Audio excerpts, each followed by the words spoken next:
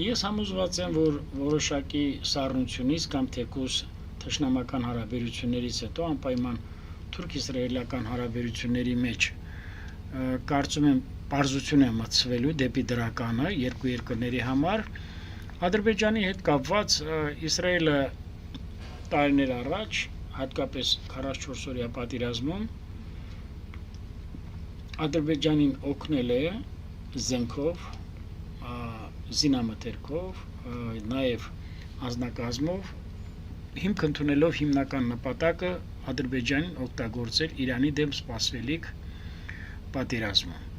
Այս համատեքստի մեջ պիտի դիտարկել Հայոց ցեղասպանության ճանաչումը եւ դատապարտումը դեռևս ոչ պետականորեն ասենք, փորձելով Հայաստանին ներքաշել հակաիրանական համադաշնության կոալիցիայի մեջ մի բան, որը կարծեք թե ակներև է դառնում, բայց կարծում եմ Հայաստան Հանրապետության ղեկավարությունը հստակ կերպով դրան կարող է ոչ ասել, քանի որ ներքաշվել հարևան երկրի, այն էլ այնպիսի երկրի, ինչպես Իրանի դեմ որոշակի գործողությունների, սա կլինի անթույլատրելի։ Ես կարծում եմ միայն այսքանը բավական է, որովհետև մեր ինչ են ասում հաղորդման ձևաչափը թույլ չի տալիս ավելի ծավալվել, ոչ թե կարող ենք ավելի խորքային ձևով ամեն դեպքում կհետևենք իրադարձությունների, զարգացումների մասին, կարող ենք ավելի խորքային ձևով մանրամասնել եւ կատարվածը եւ ապագան, բայց կարծում եմ սրանով բավարարվենք։ Հիմա անդրադառնանք, թե ինչ է տեղի ունենում ներքաղաքական կյանքում։ Պարոն Սաֆարյան, փաստորեն Սահմանադրական դատարանում նիստերը կարծես թե թեժ են, եւ լեզվակռիվները, եւ մեղադրանքներ են։ Երբ որ դիտում եք այդ նիստերը, ի վերջո ինչ է լինելու։ Մեկը մյուսին ընտրակաշառքների բաժանման մեջ է մեղադրում, ընդ որում երեկ պարոն Օրբելյանը հայտարարեց, որ ամենաշատ ընտրակաշառքը բաժանել է քաղաքացիական պայմանագիրը, ճիշտ է իրենց դիմումի հիմքում չկա այդ մասին, բայց նրանք պնդում են։ Սրբուհի Գայլյանը հայտարարեց, որ ամեն դեպքում իշխանությունը տապալելու փորձն է կասեցվել եւ պետք է բոլորը պատասխան տան այն ամենի համար, ինչ այդ խախտումները իրականացվել են։ Ի վերջո ուր է գնալու սա Բարգավաճ Հայաստանի ձայների մասին են խոսում, որ գողացվել են։ Ինչ է լինելու Սահմանադրական դատարանից։ Ես ապշած եմ նման մոտեցումներից, իրարամերժ եւ հակոտնյա դրսեւորումներից, բայց ես փորձեմ մի քիչ, ինչպես են ասում, փակագծեր բացել եւ իրադարձությունների մեջ խորանալ։ Ես հակված եմ եղել, որպեսզի ապրիլ ամսին կենտրոնական տրական հանձնաժողովը եւ Հայաստանի կառավարությունը այդ երեք քաղաքական ուժերի դեմ այնպիսի ուրեմն քրեական գործեր հարուցել, որ այդ երեք ուժերը օրենսդրական ճանապարհով իրավունք չունենային մասնակցել 2026 թվականի հունիսի 7-ի համապետական ընտրություններին։ Փաստերը առերևույթ են, հանցագործությունները կան տասնյակներով, հարյուրավոր, հազարավոր եւ ավելի շատ պիտի հենվեր այդ երեք ուժերի քաղաքական այսպես կոչված, որովհետեւ ես դրանց քաղաքական ուժեր չեմ համարում, ես դրանց համարում եմ քաղաքական բանդաներ, քաղաքական ոհմակներ, դրանց ներկայացուցիչները ամբողջովին խրված են եղել բազում հանցագործ արարքների մեջ։ Բայց եւ այնուհետեւ ընթացքն ցույց տվեց, որ կաշառակերության դեպքերը անասելի ծավալների են հասել։ Գալով նրան, որ Բարգավաճ Հայաստանի եւ Հայաստան Դաշինքի ուժեղ Հայաստան դες դրանց համարում եմ մեկ ուղղություն ընդամենը, որովհետեւ դրանք ընդամենը խամաճիկի պես սնվում են եւ առաջնորդվում են եւ ղեկավարվում են մի կենտրոնից։ Ես պիտի ասեմ, որ դրանց փաստաբաններին սկսած 2018 թվականից ես դրանց չեմ դիտարկում որպես իրավաբաններ, որպես փաստաբանական ծառայություն մատուցողներ։ Եվ իրանց այդ ինչ որ փաստաբանական ընկերություն կար, որ կարծեմ ղեկավարը մահացավ Ասատրյանը, եւ ինչու՞ չի նաեւ սկսած նրանից, երբ որ նրանք պաշտպանում են Ռոբերտ Քոչարյանի ուրեմն շահերը դատարաններում։ Գրեթե դրանք բոլորն են նույնն են, դրանց իրավաբանական գիտելիքները ես զրոյից բարձր չեմ դասում, նրանց առաջնորդն էլ իրավաբանության առումով եղել է Սահմանադրական դատարանի նախկին նախագահ Հրայր Թոմասյանը, որը մեր պես չունի բազային պետական կրթություն ինստիտուցիոնալ ինստիտուտի, այլ ավարտել է կոոպերատիվ բոլորս դա գիտենք, եւ բացի դրանից նա նախաձեռնել է այնպիսի մի սահմանադրության,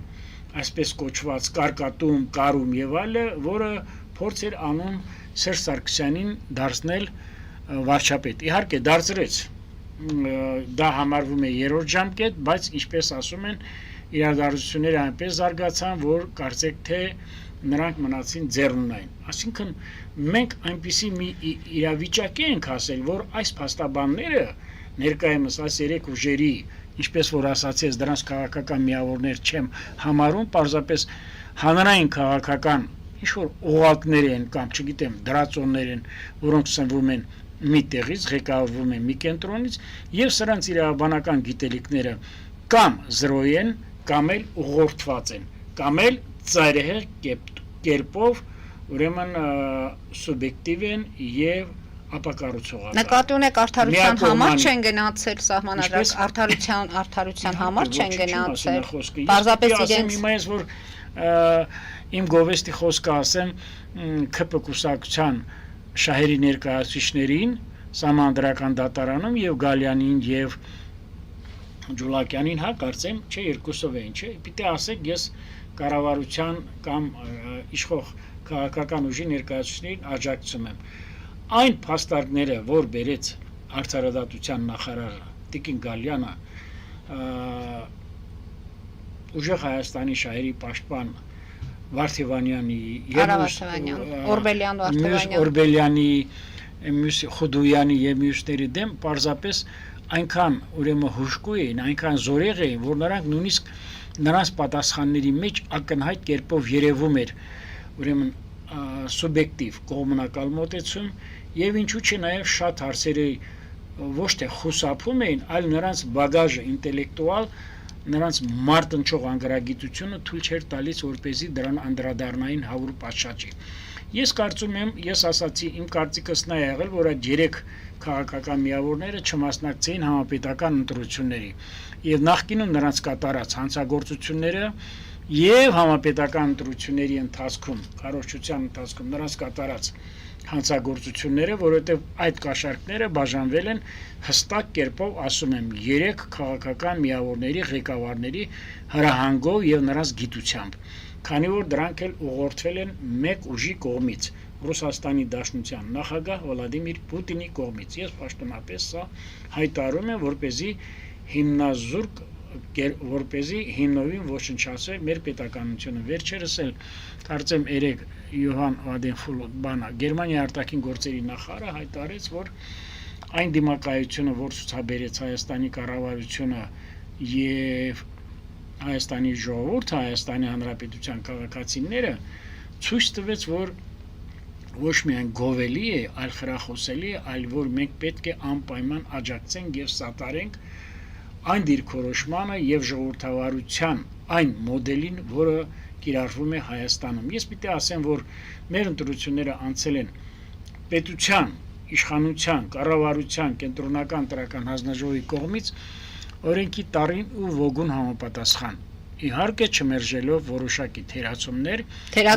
խախտումներ, պարոն Սաֆարյան, որոշակի խախտումներ, որոշակի ձախողումներ, որոշակի վրիպումներ, բայց որոնք ասել թե թեկուզ 1 կամ 2%-ով կարող են ստվերել ընտրությունների օրինականությունը եւ ժողովրդավարությունը կամ արտահայտության իրավունքը, ես դա բացառում եմ, այլապես տեսեք, արտարադատության նախարարը որպես քաղաքական ուժի քաղաքացիական պայմանագիր տվյալ դեպքում ներկայացուցիչ ասում է, բալավ 162 թե 182 հոգի կաշառքի դեպք կա ուժեղ Հայաստանի կողմից, շուրջ 80 հոգի, թե չգիտեմ քանի հոգի Բարգավաճ Հայաստանի կողմից, 20-30 հոգի Հայաստան, 20-30 դեպք Հայաստան դաշինքի, այսինքն դուք չեք ուզում սա դատապարտեք, թե անընդհատ պիտի ասեք սա Սարգսովիա, լավ, այդքան հեռախոսազանգերը, այդքան վերծանումները, այդքան խոսակցությունները, այդքան տեսանկարահանումները, հակակոռուպցիոն կոմիտեի, քննչական կոմիտեի, իրավապահ մյուս մարմինների, արդյոք մենք որ երկրում ենք ապրում, որ այսքանը լինի շինծու եւ հնարավի։ Եվ մի հարց էլ տվեց, բա եթե մեր իրավապահները, իրավասու մարմինները այսքան բացահայտել են եւ դուք դա չեք ընդունում, ուրեմն դուք ոչ թե պետք է գաք սահմանադրական դատարան, այլ պիտի դուք այդ իրավապահների գործողություններն ու գործունեությունը դիտարկեք ոչ իրավաչափ։ Նրանց վրա պետք է դուք հարց հարուցեք քրեական գործեր ստեղծելու համար, որովհետև եթե այդքանը շինծու են, ապա դրանք պիտի պատասխան տան։ Հանցագործության մասին պետք է հաղորդումներ ներկայացրեք։ Ես տեսեք, ես մի բան ասեմ։ Եթե մեր երկիրը ժողովրդավար չլներ, ապա սահմանադրական դատարանը պիտի սահման չընդուներ։ Հստակ ասում եմ, մեր երկիրը ժողովրդավար է, մեր երկիրը ժողովրդավարության առումով ունի մեծ առաջընթաց եւ շարունակելու է ժողովրդավարության ուրեմն բոլոր ձեռքբերումները, բոլոր առումներով, եւ լրագրության առումով, եւ դատական իշխանության առումով, եւ հակակոռուպցիոն պայքարի առումով, եւ արտաքին քաղաքականության առումով, եւ օրենսդրական գործունեության առումով, մեր ժողովուրդը տեսնում է, որ ինչ է կատարվել մեր երկրում, փորձ է արվել կաշառքի ճանապարհով, փողի ճանապարհով, եթե առաջներում նախկինում ասում է ժողովրդին մոլորացնել, զոմբիացնել, ապա ես պիտի ասեմ, որ